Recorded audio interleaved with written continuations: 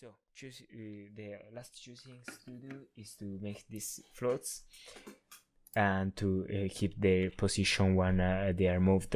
Applying a rigid body to them will move them. So the first thing to do is to create a floating script. We are kind of copy pasting what we have inside of the boat movement script. So we go with all this stuff, then we use the rigid body, the start function. Inside the start function we put all of this. It's just copy pasting this stuff because we have already done it. Okay, perfect. And then we need also the part for the calculation of the volume and the apply of the force. So void update,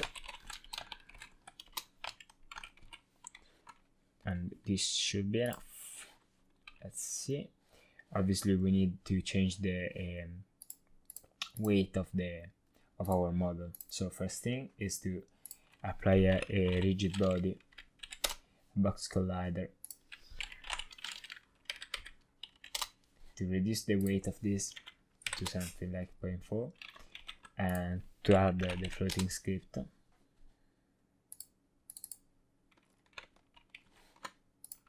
And now this should start floating.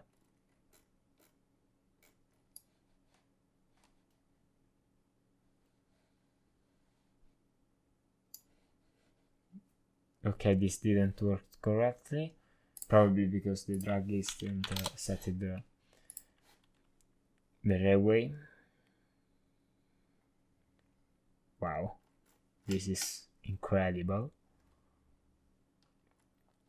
So maybe they are too big and we just need to increase the mass. So let's take with 1000, but this is kind of strange. Okay, now they float correctly, kind of. Okay, now this is correct magically, but the mass is a problem because let's understand this. Because if I put this like 700 in mass and I try to game, and if I go on them, the boat is just basically blocked. Oh no, the boats have no problem to.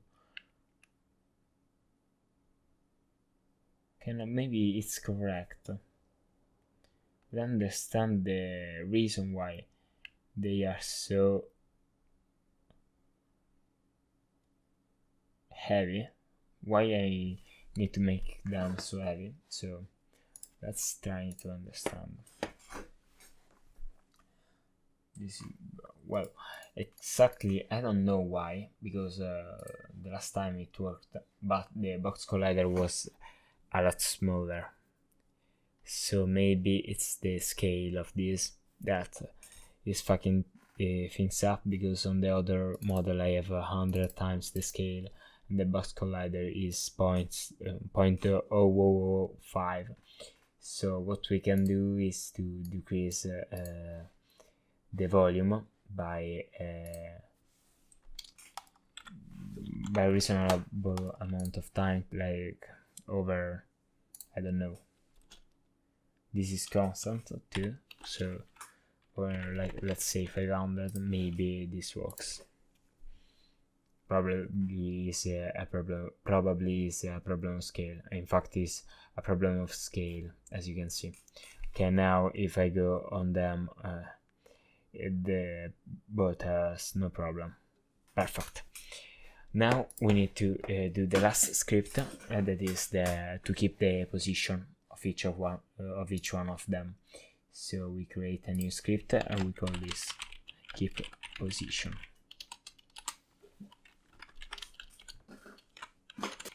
So the first thing to do is to declare some variables. So we need to know the position to maintain. So this is just a vector free. Why this doesn't work? Yes.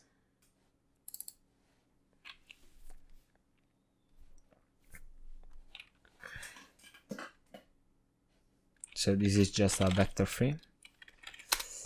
for the position to maintain. And we need a serializable field that is a strength value, so it's also a range from 0 to 1. And this is a float called strength. And then the last field is a field for the radius check, because we want to delete what the too close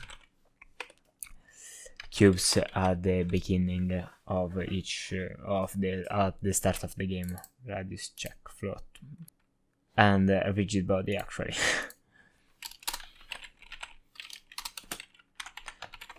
So we set a new variable for the position to maintain, position to maintain. Maybe it's this, maintain, yes. So square brackets, and we use a get set property with only the set. Need to put the type of the variable. Okay, yes, now that's cool. Okay, set this to the position is equal to the value setted, so we can access the position value from the outside. And now we need to code the start. In the start we need to check if there is something too close, so we use collider array called colliders, and is equal to the physics dot overlap. Okay, we need to use overlap sphere, but in reality we can't, because I found a bug. This doesn't work in this version. So if we have a different version from the 2019 10F2, you can try to use this to use the overlap sphere, but this I can try right now. Maybe this works, but it didn't work on the other project, so I used the boxed. So let's put what is in this variable.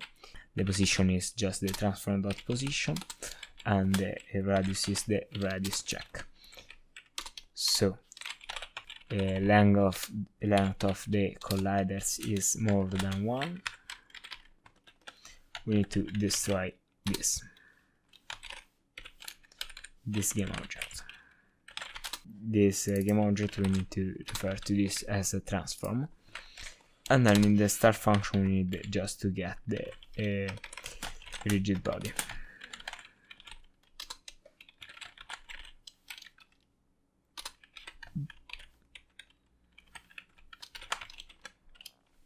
So let's check. We need to apply this to our model. So to this we need to apply this.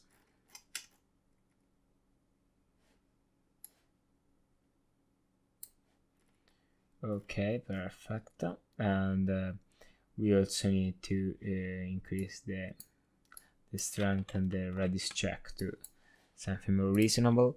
As you can see, this doesn't work, right? Oh yeah, this worked. No, this doesn't work because these are much more closer than 11. So this didn't work, and we need to use overlap box.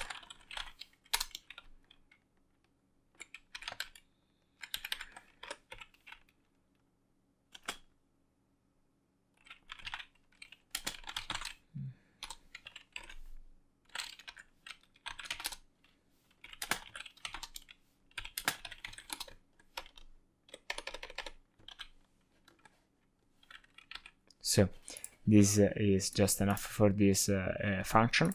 Then in the update, and as you can see, if I play the game, all the too close of this will be deleted. So okay, let's leave 3, and this should be enough to quite the correct. This is absolutely not enough. So let's try 5. If 5 works, this is enough for leaving a good circuit. These are some kind of errors that I'm not understanding, even because this should not happen. I mean, these are at a distance of some unit. This is at 7, I'm at 41, 40. Okay, maybe it's too distant. Yes, it's too distant to delete all of them. So to keep the position, this is very simple. We add a force, a normal force, that is the difference between the position and the position to maintain, and the transform position, and this is all times the strength that we want.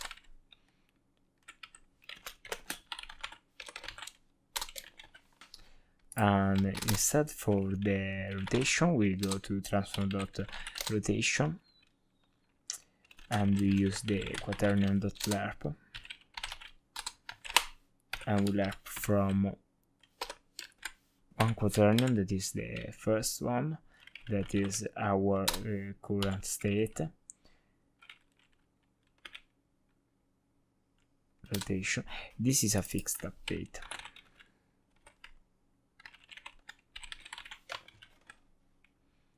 And we go to the rotation in Euler angles of 0, 0, 0. So 0, 0, 0, 0, in the time that is time.fixed.time. So as you can see with this script, now if you go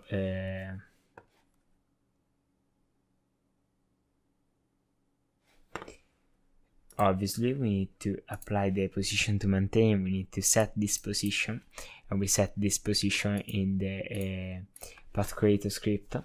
Right there, we just copy these two limiters, the first, and we use dot get component, and we get the keep position component, and we get the position to maintain, and we set this to this position, the position at which this starts,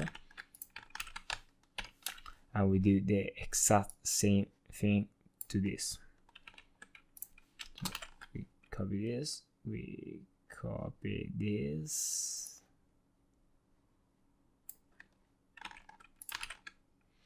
and we copy this. We put this there, and this should be correct. So as you can see, we test the game. Okay, this works. And if we go in a normal camera maybe, and we start the game, we can see that if I go against our circuit limiter, this slowly will come back to their initial position, so the track is always visible.